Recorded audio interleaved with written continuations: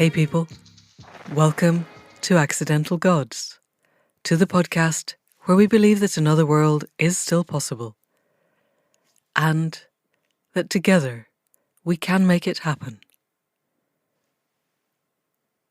I'm Manda Scott, your host at this place on the net where art meets activism, politics meets philosophy and science meets spirituality, all in the service of conscious evolution. My guest this week is an academic, a mindfulness practitioner, and a facilitator delving deep into the ways that our political administrations work. As you will hear, Dr. Rachel Lilley came from a childhood in which she experienced the chaos of our dysfunctional system. And now, she's a behaviour change and mindfulness academic. She has a PhD, she's a consultant and trainer. She's co-author of the book Neuroliberalism, Behavioural Government in the 21st Century. And she's a researcher who leads action research in the heart of the Welsh Government. And the result of her work is deeply inspiring. She doesn't come at this lecturing people that they need to be more compassionate or have more empathy in their work or just in their life, but she gives them the tools of modern science that they need to do their job more effectively. And compassion and empathy and deep listening and reflexivity arise out of those tools. Every conversation that I have on this podcast feels like it's reaching new ground for me. But this one feels as if it's taking us to the heart of the way that our current system works and how it might be changed from the inside out so that we can talk across the divide. We recorded this in the middle of the extraordinary political upheaval happening in the United States and in the middle of the COVID third or fourth lockdown that's happening around the world. And more than ever, it seems clear to me that what we need is a change in the way that governance happens. And Rachel is facilitating that within the heart of the Welsh nation. And if it can happen there, then it can happen across the world. So people of the podcast, please welcome Dr. Rachel Lilley. So Rachel Lilley, welcome to the Accidental Gods podcast, and thank you for coming out on quite such a momentous evening. As we record, Joe Biden is being inaugurated as the 46th President of the United States. And I'm fairly certain that the majority of listeners to the podcast will have experienced that as a deeply emotional and really quite relieving moment. And there's a lot of problems that will arise, I am sure, but still, it feels like we dodged a bit of a bullet here. So thank you for missing the inauguration.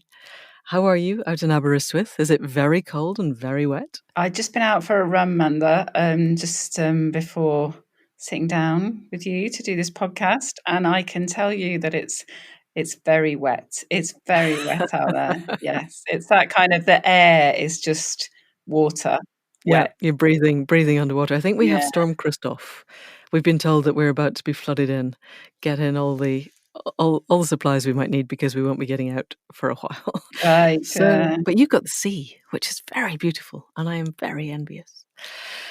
Anyway, while we're talking about sea and politics, we know that you have been transformative, I would like to think, in bringing mindfulness, behavioural science, models of mind, particularly to the governance of the country that you live in, which is Wales. And we're going to head there quite soon. But before we head there, I'd really like to explore how you, Rachel, got to be the person who thought that this was a good idea and was able to make it happen. So tell us a little bit about how you got to be who you are. Yeah, thank you, Manda, and thank you for inviting me on to discuss some of this work.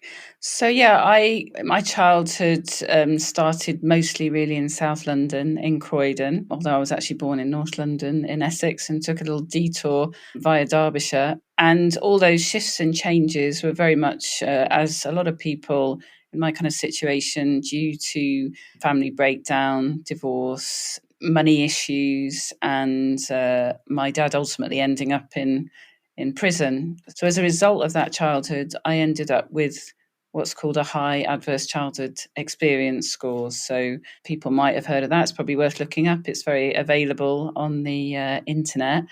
And if you've got a score, I really like to highlight it a bit because, yeah, people who've got a score over 4, it's shown to have quite a big impact on their future kind of life in terms of, yeah, where they get to in their career, what happens in their relationships, how far they make it or in what way they make it along the journey. But as part of that, if people have a good resilience, then they're able to kind of balance out the adverse childhood experience. And I'm sure that's what I had, and that's something I was gifted with, was with resilience that also came from my family.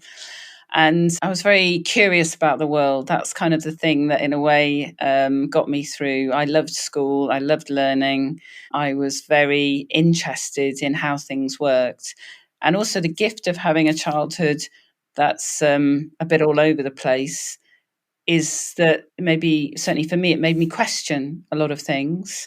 And I saw a lot of things that didn't quite add up as I got older. And having gone to a school, an inner city school with a lot of problems, and then moved on and ended up in university and started to see that people I'd been at school with, weren't around me now in university, and the people I was mixing with, and not really, and suddenly seeing the people that I was around, surrounded by, didn't seem a lot different from the people that I was in school with, and starting to see things as I can look back at it now in a more kind of systems kind of a way. How are these systems working that some people are getting here and some people aren't, and some people are having a voice here and some people aren't.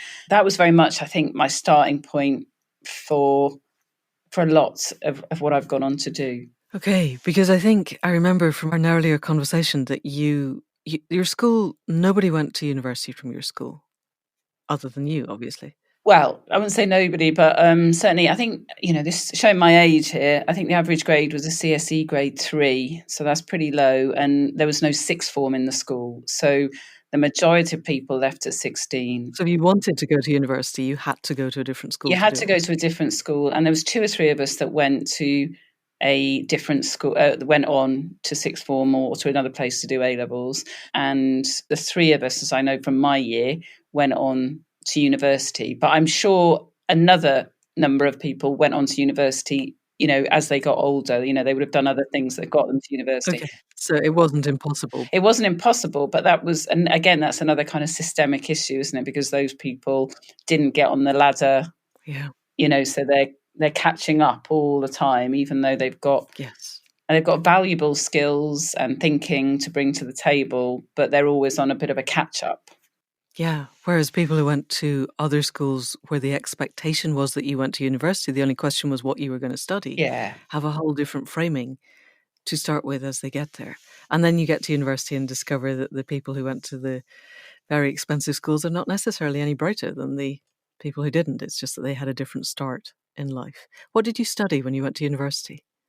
I studied a kind of interdisciplinary kind of social science degree that served me quite well, really, looking at sociology, psychology, linguistics, and studying the media as well, and how the media constructs our reality. Oh, interesting. Particularly now. I don't know how long ago that was, but I imagine now they're teaching also how social media constructs our reality, and the balance between the legacy media and the social media and the new media must be a very fertile ground for people to explore, I imagine. I really hope so, though I went on, just as part of my journey, I did a teaching qualification and taught media studies A-level as part of that, and actually they'd taken out all the critical element.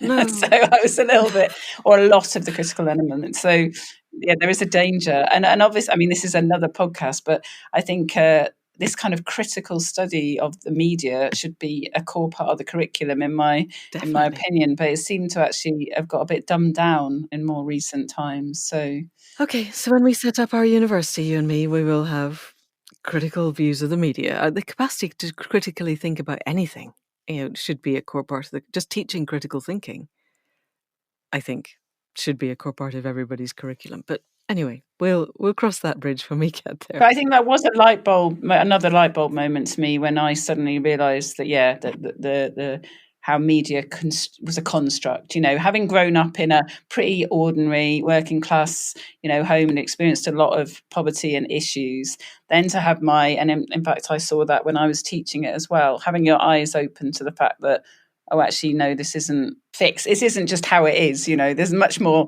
to it than this, Yes. which has, again, fed into my story about, oh, actually, things aren't fixed. Things are created. The world is constructed. So what can we do if the world is just a construction? So many people live as though it isn't. Right. Yes, this is all down to framing. And if we share a common frame with the people in our bubble, in our 150 people, let's assume the Dunbar number is roughly correct, and we all share the same framing, then we think that's the way the world is. So with a hop and a skip that takes you from journalism to Shelter to the Centre for Alternative Technology, in what sounds to me like a brilliantly crafted career to get you to where you needed to go, although I'm sure it only looks brilliantly crafted in retrospect, and at the time you were simply taking the stepping stones that arose. You ended up at Aberystwyth. Tell us a little bit about the path there, and then what you did once you got there. Yeah, so like you say, I went from journalism and then into social change and campaigning with Shelter. And the reason I'd done that is because as a family, we'd experienced homelessness and lived in temporary accommodation for a while as part of that family journey. And I also, worked at BSO. I worked overseas and worked on issues like AIDS. Again, that shows my age as well. And what brought me to the environmental work and the link between social and environmental justice and work was permaculture. I worked on permaculture, and I lived in a low impact dwelling for a little while. So again, I experienced that. So I went through lots of different worlds, moving from people, by then who'd gone to private school. I had a partner who was from a private school background, so I had a real insight into that world. And then I'd lived with people living in benders on the land, doing permaculture.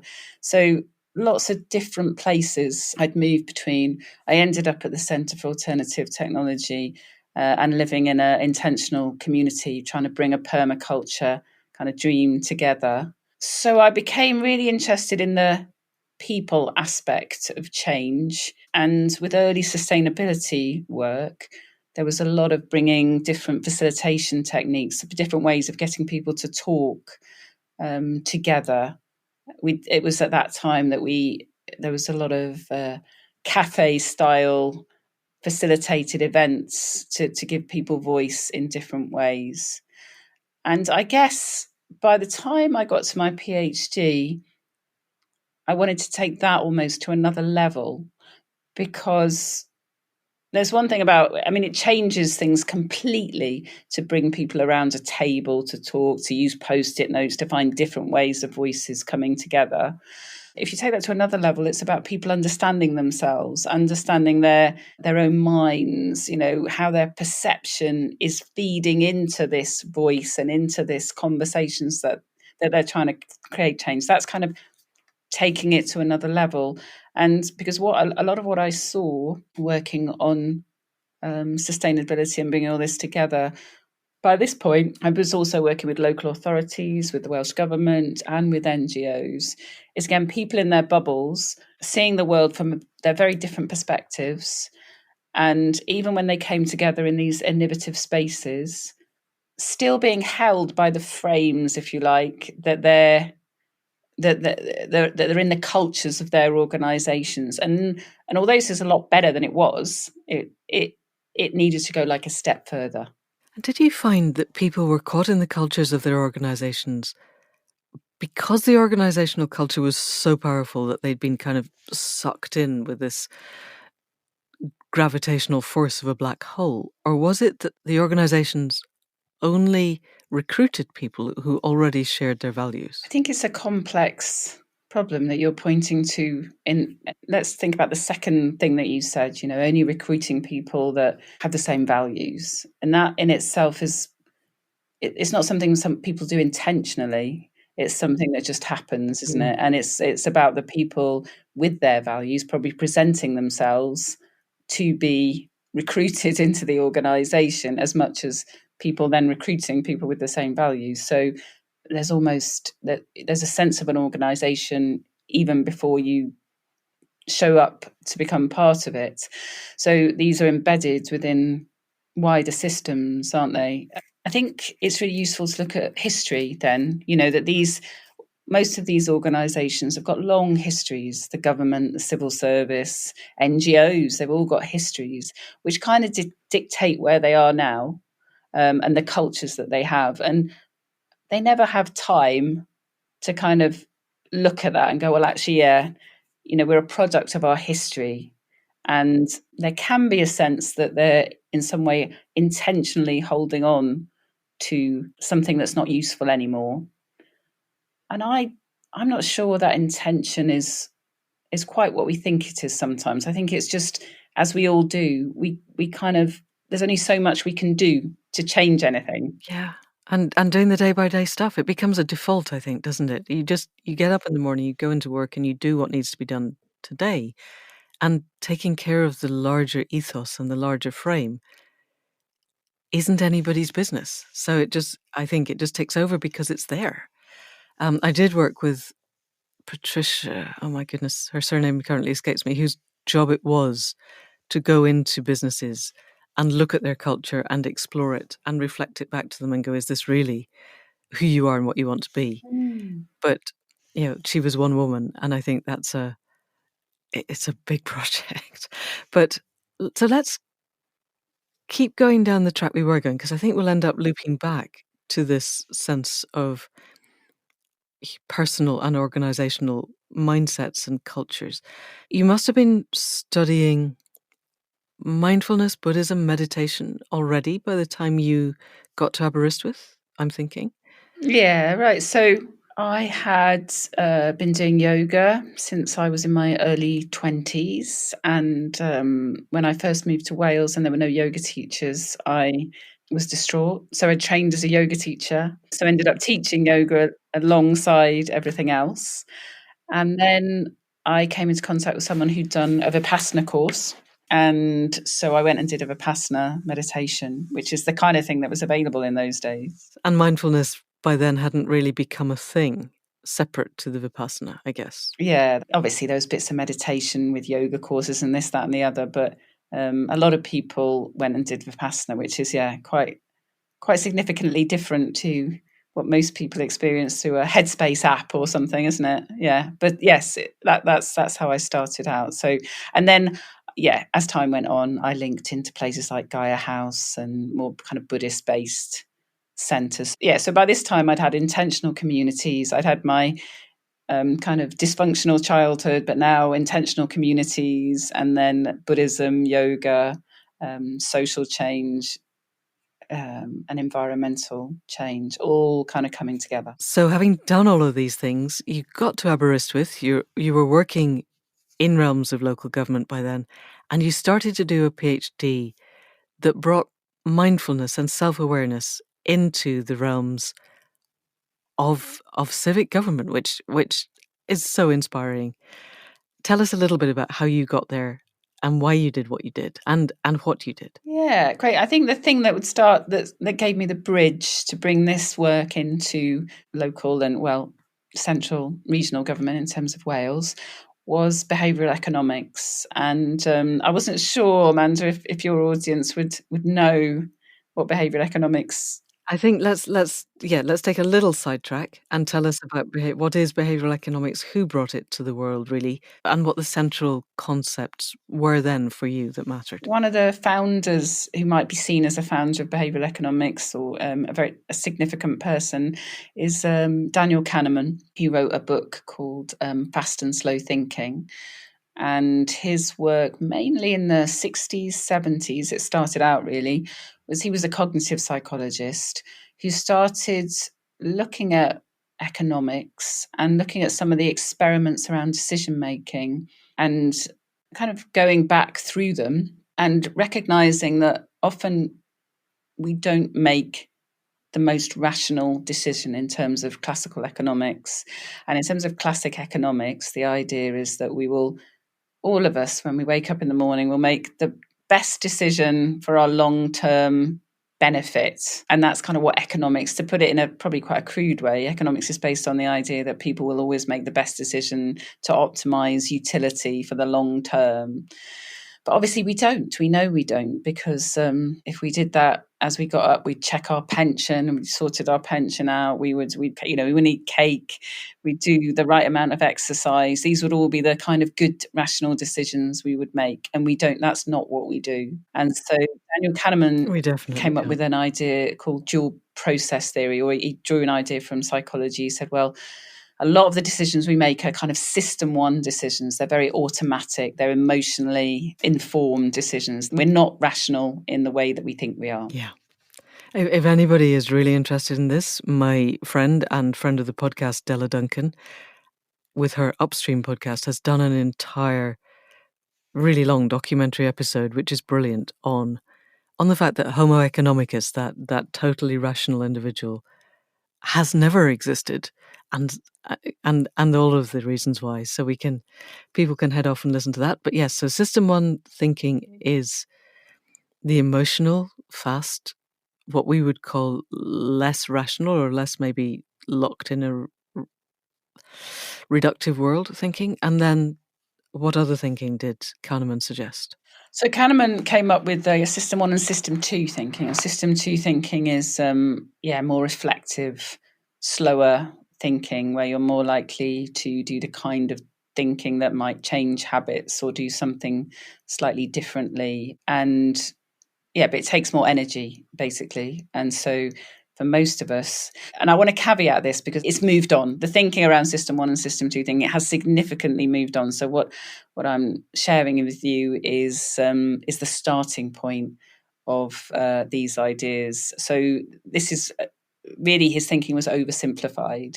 But it's a good start. It's a good start. The idea that a lot of our decisions are automatic and not rational in the way that a lot of our public services, public sector has believed them to be for, many, many years. So I would really like to look at where that thinking is now, or where our belief systems around this thinking are now. But presumably at the time that you started your PhD, the level of behavioral economics that you wanted to bring in was the system one, system two dichotomy.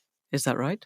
Yeah, it was to an extent. That's it. Yeah, it was this idea. Well, in those early days, could mindfulness come together with, system one and system two thinking? There was an intuition that I had and some of my colleagues in Aberystwyth University that mindfulness is about supporting different ways of reflection and being. Is there a way that maybe mindfulness could support more system two thinking, I guess, or more awareness around our system one thinking? Those were the very early questions, though we moved a long way from that along the 4 or 5, well, probably 6 years of the research. But that's where it started. Yeah. Okay. So for the people who aren't familiar with the concepts yet, and for whom System 1 and System 2 are new ideas, what you were thinking was that the practice of mindfulness meditation, of simply sitting watching your breath and watching thoughts arise, would give people insight into the processes of their own minds and thereby into the processes of other people's minds. Is that a fair summary of the starting point? Yeah, I mean, certainly into that process of sitting, it gives you that metacognitive ability to see your own thinking and to see that you're thinking, especially when we're talking about it in the public sector, the government realm, to see your thinking isn't the rational thinking you thought it was. It's a bit more flawed. It's a bit more flawed. It's not. You're not this Homo economicus, as you say, this Spock-like person. For those of you who are Star Trekkies, and by doing so, that will give you an insight into others in the same way. Yeah. Yeah. And stop you believing, because if you think that you are totally rational, then you also think that your way of thinking and seeing the world is the only right one. That's it, yeah. I guess. And at the point when you realise that perhaps your thinking is not entirely rational, then other people's viewpoints begin to have equal validity. Yeah, well, it throws the pack of cards in the air, doesn't it? If you give someone that insight, and I guess particularly in the civil service, that actually, which is so, it's such a particular institution to kind of actually, if you start a job in the civil service, within days, you're taught that you need to be objective and impartial, and that all your systems are orientated towards objectivity and impartiality, and there is a sense that you are rational because you're in a system and in a culture that has been designed to be rational. But I mean, in short, that design was around an idea of objectivity that's based on a model of mind that no longer exists, if it ever did exist. If it ever did. And it makes sense now why so much of the civil service is culled from the public schools of England, certainly in Britain. And I've been looking a little bit into how the workings of the civil service work in the United States. And obviously, they're not culled from the public schools of Britain, but they're culled from the Ivy League in the same way. So that what they see as objective and rational and impartial is all within the same frame. They've been brought up, they've been socialized from a very early age into a particular way of thinking. And if you all share that and you all agree that this is what's objective and impartial, then it must really bolster that sense that this is the right way and the only right way. Is it like that in Wales? Is the civil service also culled from the public schools of England? I'm not so sure. I'm not so sure. I mean, I haven't, done that kind of breakdown. I don't have that sense as much. I mean, maybe there's lots of grammar school type, or that, that kind of level of person. I would say there probably is, certainly in those higher positions, because they'll be that kind of age, that much older.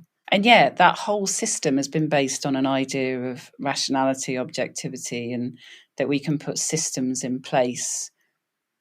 But it doesn't take me long, speaking to a lot of civil servants, to recognise that as individuals, they can all see the flaws in that, or a high percentage of them. Right.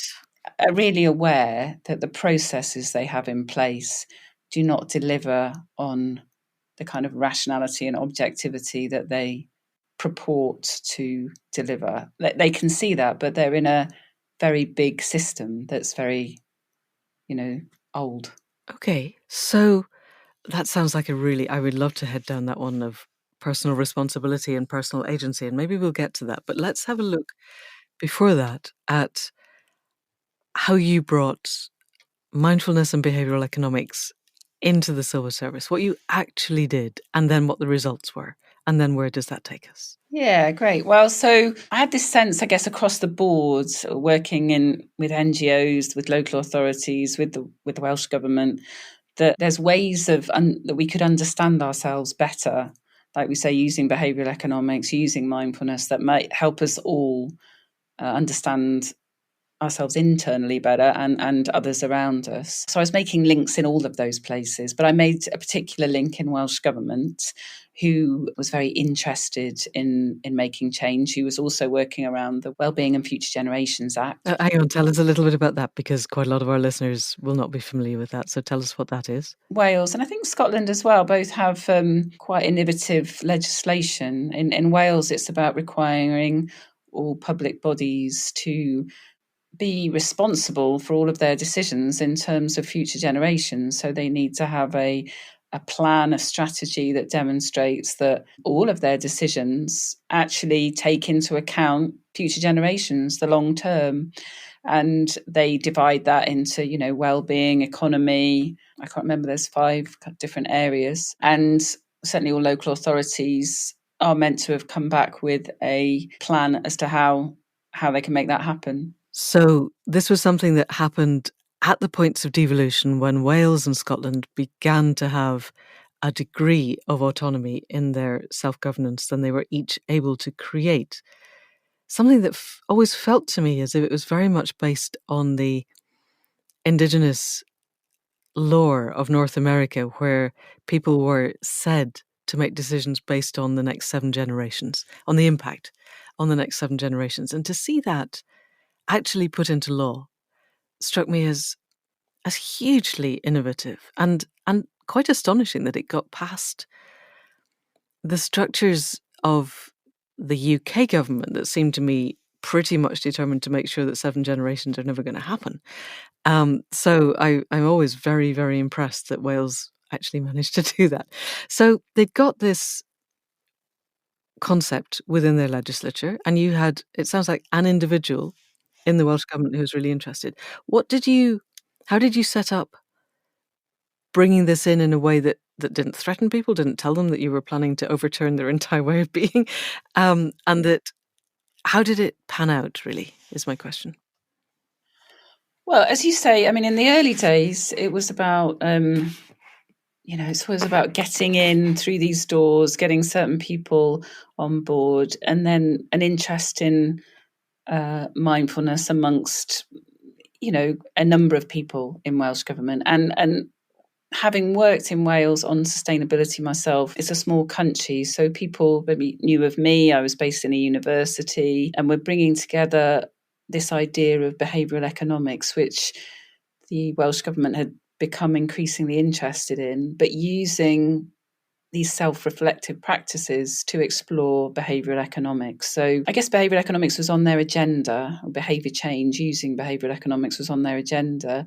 So as something which needed to be brought in and something which would help them deliver on the Wellbeing Act. And here I am bringing something in that's also on trend, mindfulness, if you like. So we're offering a free program that combines these two elements, both of which are of interest to people. And we started lower down the ranks, I guess, as in all organisations, those people who, are interested in doing something a bit different. And once we gained traction with that, more people, because it was quite effective, more people got interested, other people wanted to do programs. How did they see the impact of that then? When you say it's quite effective, how did effectiveness show itself to people who weren't already part of the program? Yes, so some of the early research we did, so this has changed over time, this effectiveness, so we could talk about it over time. But in the early comments were exactly linked to something we were discussing earlier, this idea of objectivity.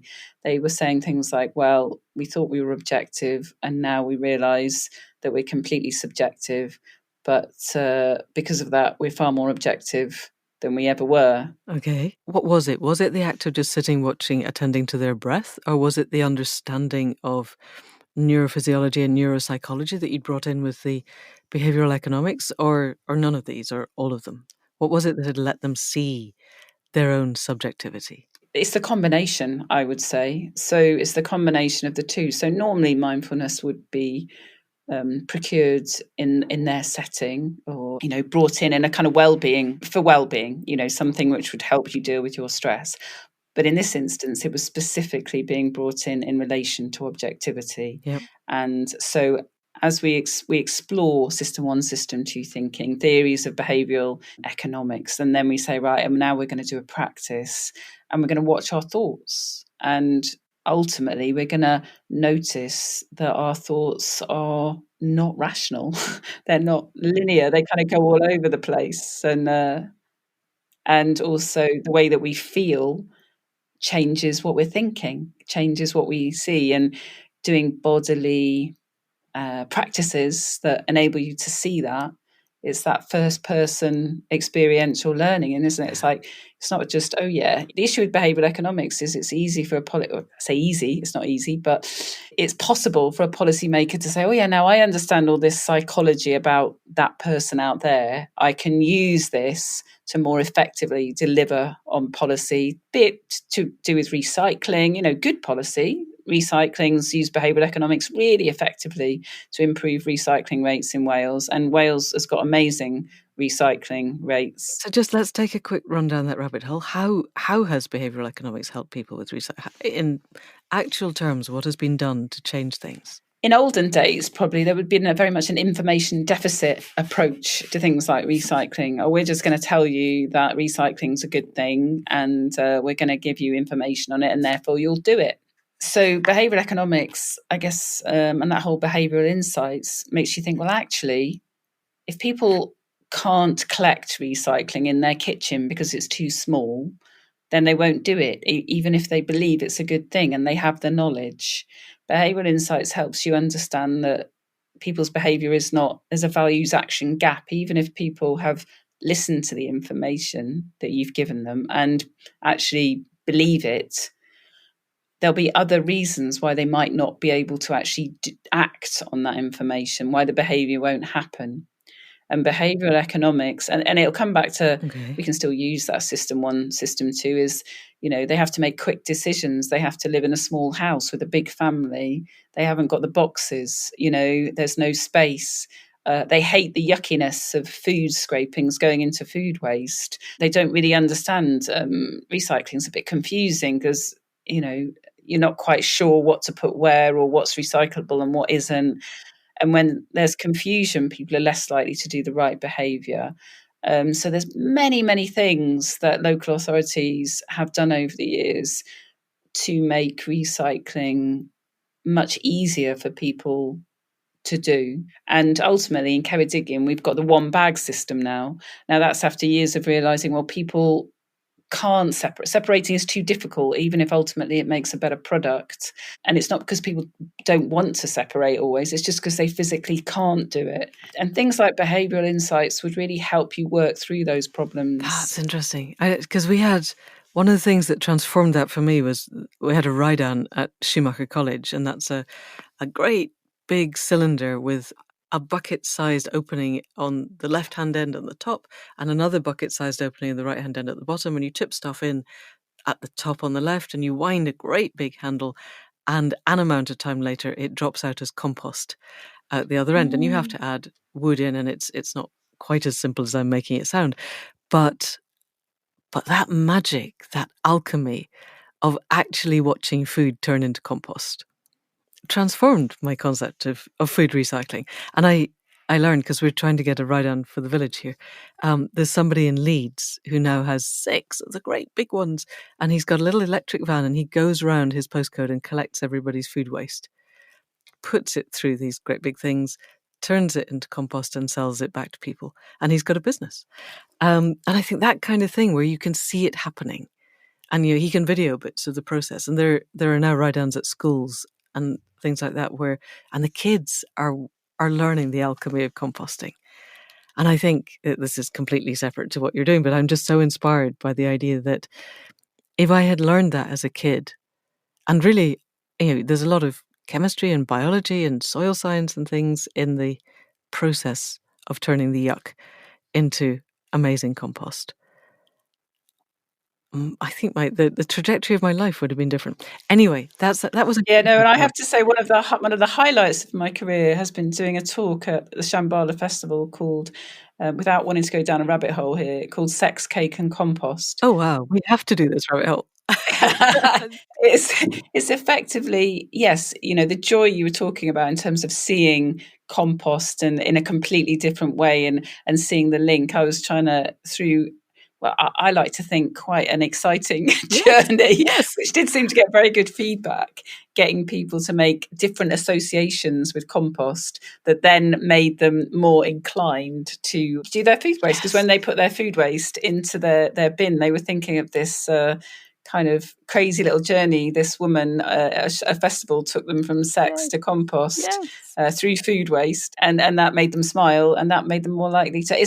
So there again, isn't it? We've got an issue where it's not to do with any rational belief that composting is good.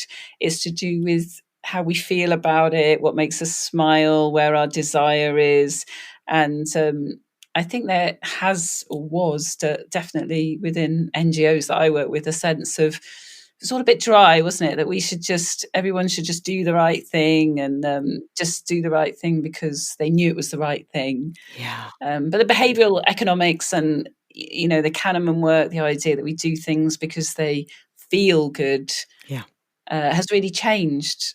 how we do things. Yes, and it's becoming increasingly obvious, I think, when we look at politics, because the right has always been very, very good at hooking into that gut level, limbic level, whatever. I know triune brain theory problematic, but on a functional level, it seems to me that there's the part that works very fast below the level of our consciousness, and that it's quite easy if you understand how to speak directly to that point. So, with the whole Brexit debate, the phrase taking back control spoke directly in to people's sense of themselves as having lost agency and wanting to get it back.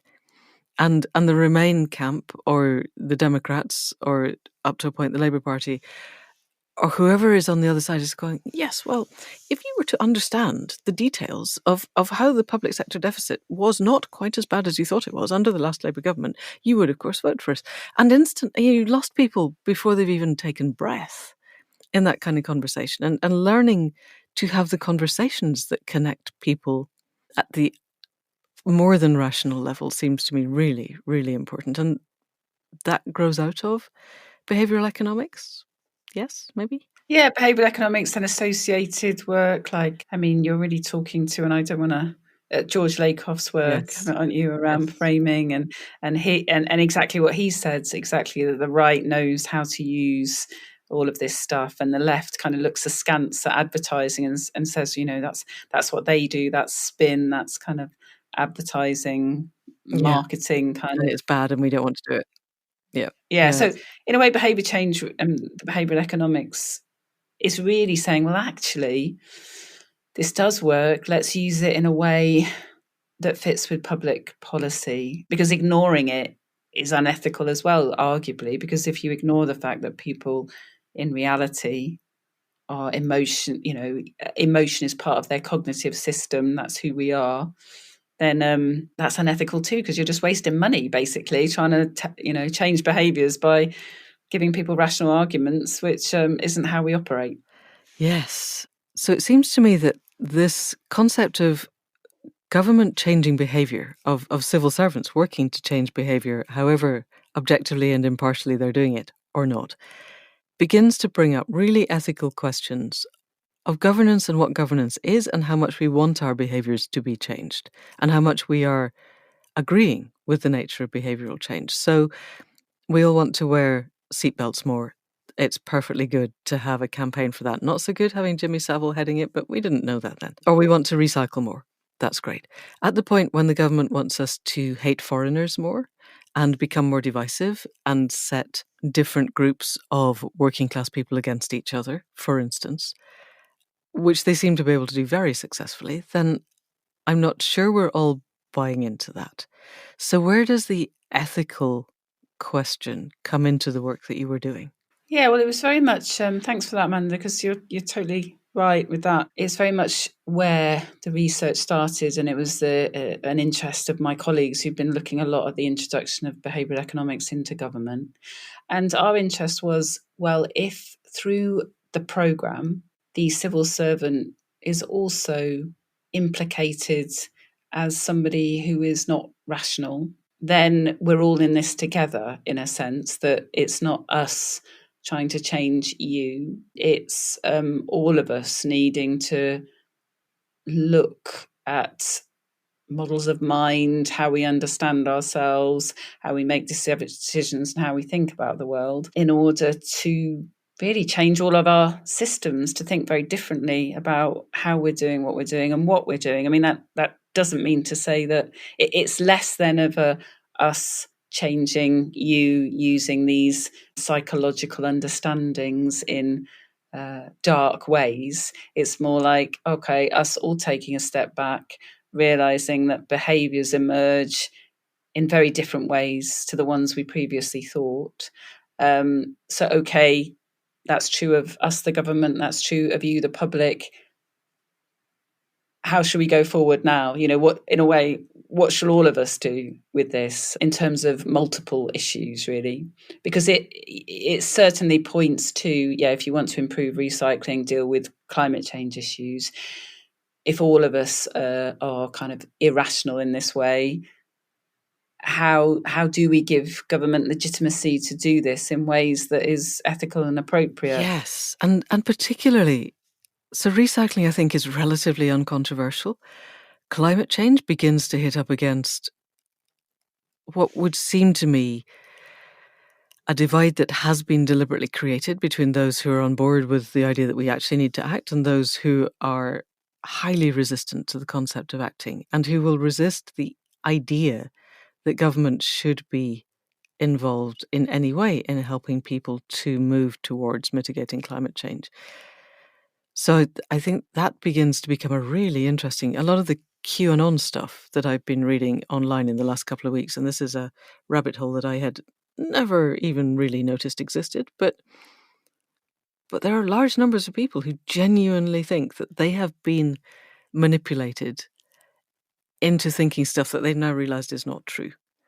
I suppose we're heading down the truth rabbit hole. Let's take a step back. You were talking about models of mind, and it seems to me that the models of mind that you're probably talking about now are not the same as when you started this work 10 years ago. Where are we at with models of mind just now? Yeah, so we started off with System 1, System 2 thinking. I started off with that and started running the program, and then obviously doing more reading, looking more now at the program, bringing in more training around bias and how people understand bias. I came across some models of mind and emotion which really help explain, I think, more effectively than System 1, System 2 thinking, and certainly with more up-to-date research, why we're all biased, why we have ways of seeing the world which are not helpful, which, if I was to kind of sum it up, make it so that we see the world we expect to see rather than the world that's kind of really there. Can you sum up the thinking on that? Most of us, and most civil servants, if I bring it down to them, but I think this applies to all of us, if asked, we just believe that there's a real world out there, and it comes into our minds and we respond to it. And yes, therapy has pointed to, and religion has pointed to the fact that there's certain things in our mind that help us make sense of the world out there, but we're very much responding to the world. Now, models that are coming through now are saying the mind's more predictive, that I'm just sending out all the time my expectations of the world. So right now I'm sitting in a room, there's a chair. I'm not really seeing the chair out there. I see scraps of it, and then I kind of fill it in with my expectation of what should be there. And a classic phenomena that would explain this is when you're looking for your phone, and then somebody, your partner or a friend, points out that it's right in front of you, and it's almost because you're not expecting to see it, you don't see it because and there's lots of illusions we use in the trait, visual illusions. You can use to show this, to say that you're kind of seeing patterns you're expecting to see. You're not really seeing what's there. Okay. And your emotions are part of that cognitive process, which feed into your expectations of what you see. And when you expect to see something, that's what you see. And that this applies right through life, from Yeah. the phone in front of me to the politician who stood up and had the wrong colour rosette on, so I saw them as inherently evil rather than listening to what they were actually saying. And it's almost, I was going to say worse than that, but if depending on the expectations you set up and the kind of felt sense you're in, if that made you agitated, you would then hear their words in a way that would completely confirm your expectations and therefore make it more likely that it's true. And this is what I taught the civil servants. I taught the civil servants some of this stuff, and we did exploratory exercises, both personal mindfulness, body scanning, and then in dialogue exercises, so they could really experience how sometimes, quite a lot, their felt sense and their expectation was actually completely informing or predicting what they heard and what Right. and the evidence that came in. Now, prior to that, they thought that they thought they had a rationality, that what was out there was just more kind of pure and real. And now they have this sense that, oh, actually, it's not real. It's I'm kind of making it up a little bit from my previous experiences that are then creating expectations that are then becoming real. But actually, through the program, they had numerous experiences which showed them that wasn't true. Where does that take us? Where does that take them? And where does it take us in terms of people who are not members of the civil service but want to have a sense of agency in the way that the world... Because what I'm hearing for you is we create our own reality. We all collude in the creation of a collective reality. I think I've kind of heard from what you said. And that therefore we have a degree of agency in the nature of the collective reality that we create.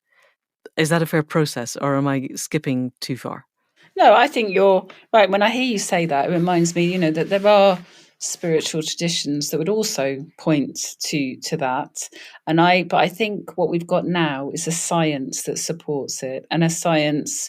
And I would really point people towards the work of Lisa Feldman Barrett on emotions and cognition. She's got a new book coming out soon, hasn't she? Yeah, she's already got a book called How Emotions Are Made, and she's got some great YouTube videos. And she says if we understand emotions in the way that she, as a scientist, now understands them, it would be the same as world flat, world round, kind of. It completely shifts Wow. Yeah. how we see things. And she says, and it would completely change some of our major institutions of law, of politics. And the other person there are other people in all this, but is Anil Seth, Anil Seth, whose work on the predictive mind. Now, I think his videos aren't quite so accessible as Lisa's.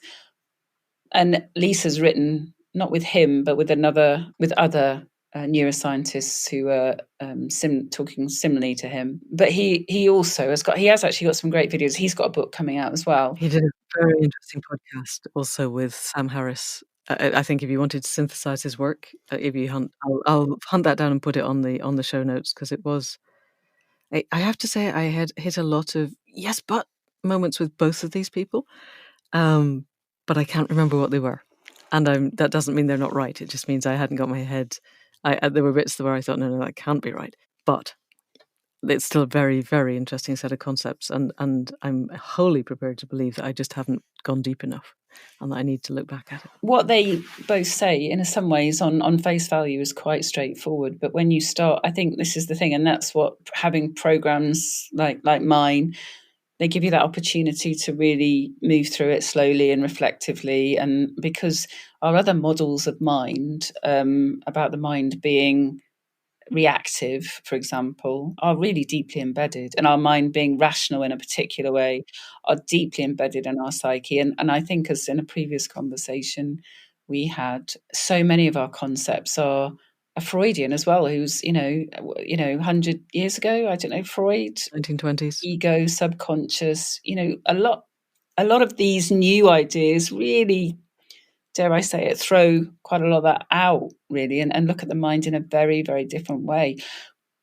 And someone else said, Freud's very popular because he's kind of quite spicy, isn't he? And it's just, and part of my PhD was looking at the history of, psychological and mental kind of models, and, why Freud kind of sticks so much and what has happened since then. And most people don't get that opportunity. That's a whole other podcast. I'd love to go there, because it seems to me Freud sticks because he's very hierarchical. He fits into a system that already exists that says rational mind at the top, then you've got the subconscious, and then you've got the underconscious, and little bits might blip through and break out, but fundamentally you've got a structure. And that it's the same with dog training. You end up with people believing in alpha dogs and pack hierarchies because that's what works for people. And the fact that it's completely not what works for dogs is irrelevant, because we can create a model that we like. Is that fair with Freud also? Do you know, Amanda, I don't know. I remember speaking to an academic, and he said he taught a course on, different, like Jung, Freud, all these different therapists, I guess, people who came along with different views of consciousness. He reckoned the reason Freud had stuck was just because he was so spicy, just because he talked about sex and kind of weird stuff. And that's basically what people remembered. And the other stuff like Jung, and even I can't draw on any others at the minute, they just weren't quite so. It's like, It's like, well, Game of Thrones, I suppose. It's just so good, isn't it? It just sticks in your mind. And I love it when people say that, because I'm very suspicious that things like, it's as simple as that, basically. Okay, if you can put enough sex and kind of, yeah, then people take notice and, oh, isn't that sad? All those stories just carry on, like, they're the most raucous stories, and so they stick. Yeah, to some extent, yeah, whatever. Yeah. We're back to the contention that we have Paleolithic emotions and medieval institutions and godlike technologies, and we're just stuck with that set of wiring. And I keep thinking, no, but we can move our emotional state beyond the Paleolithic. We can. We just need to have a model of mind that explains to us what Paleolithic emotional states look like and how we might evolve beyond them in time to not destroy the world. Yeah, and I think, you see, it's the last. A lot of what I've read said, this is the last vestige, and because we've had movements in physics, we've had paradigm shifts in physics, in Mm. chemistry, and all these, but actually, it's taking a while to get this paradigm shift in how we understand consciousness, cognition, emotion, Okay. and I think that's been held back because it's generally been the realm of religion and therapy, and Right. they are huge institutions, and we still, there's still prayers in the Westminster. They're still, so their model of mind. They still stop, and a Christian faith informs a bit of what they do still. And that's, where else is a politician going to be informed about mind and how their mind works? At the moment, religion's still quite Yes, prominent. and a particular aspect of religion, because I was talking to David Blower, who's a Christian theologian, in a podcast that will go out before this one, and I would say his model of mind is much closer to yours. But it's not. That's not the model of Christianity that informs Westminster or Washington or any of those things. Just before we go then, is there anything for people listening? We're going to point them at Lisa Feldman Barrett and Ilseth, and do you have a program up and running that people can do? No, so I'm at that stage. I've got a website called predictingmind.com, and I certainly will put this podcast up there. And there's other videos, I think, which people might find interesting, but it's not. It's just been the place where I put things for the minute. It's in development. If there's one thing that people listening want to take agency and come away from this podcast with the feeling that their world has opened up, they can see that there are other ways of being and other ways of thinking and other ways of behaving, other models of mind. Are there ways that they can begin to bring that to bear in their own lives that you would recommend as a first step? I really would look at Lisa Feldman Barrett's work, would be my starting point, and some of her videos. There's a great one she's got where she talks about story of a soldier and thinking they'd seen somebody going to shoot them, but actually it was just a shepherd or in the distance. And it really, those kind of talks really kind of blew my mind, in a sense of, we need to do things and understand ourselves in very different ways, and understand our perception in very different ways. I think this stuff will be coming forward more and more in the next few years. So I think if people are looking at Feldman's work, Hanil's work, and then obviously you'll get videos that will spin off from there, they'll be at the forefront of something that will be in development and that will more and more inform what's happening in the world. Lakoff is always good as well. Everyone should read Don't Think of an Elephant. That's a good starting point. Yes. Okay, brilliant. And then we will be at the forefront of the new wave, Yeah. which is a pretty good place for accidental gods to be. Rachel, thank you so much for your time and your wisdom and your patience. Thank you. Thank you. So that's it for another week. Enormous thanks to Rachel for bringing us the tools of change, grounded in how we work, in how we are, in the latest and best idea of what makes us tick as human beings, and how we can use that information in ways that bring us all together, that make us more human, which is, I think, a good step on the way towards the conscious evolution that Accidental Gods is all about. If we can use this, the best and the latest research, rather than lagging 20 years behind, then I think we might yet make it in our quest radically to transform the nature of humanity, which is, I think, our hope now in the way the world is going. So there are lots of links in the show notes if you want to follow this up, explore and enjoy. And we will be back next week with another conversation. As ever, thanks to Caro C for the sound production and our signature music. Thanks to Faith for the website and all the tech behind the scenes. And thanks to you for listening. If you would like to support us, we now have a Patreon page. And thank you to those who have already contributed. Hugely grateful. This isn't a tiered system. I am not going to put anything behind a paywall. But if you like what you hear and you want to help us out, then I will always say thank you at the end of the podcast. I'm not going to name people. If you want me to do that, I will. Feels a bit weird, so you'd have to let me know.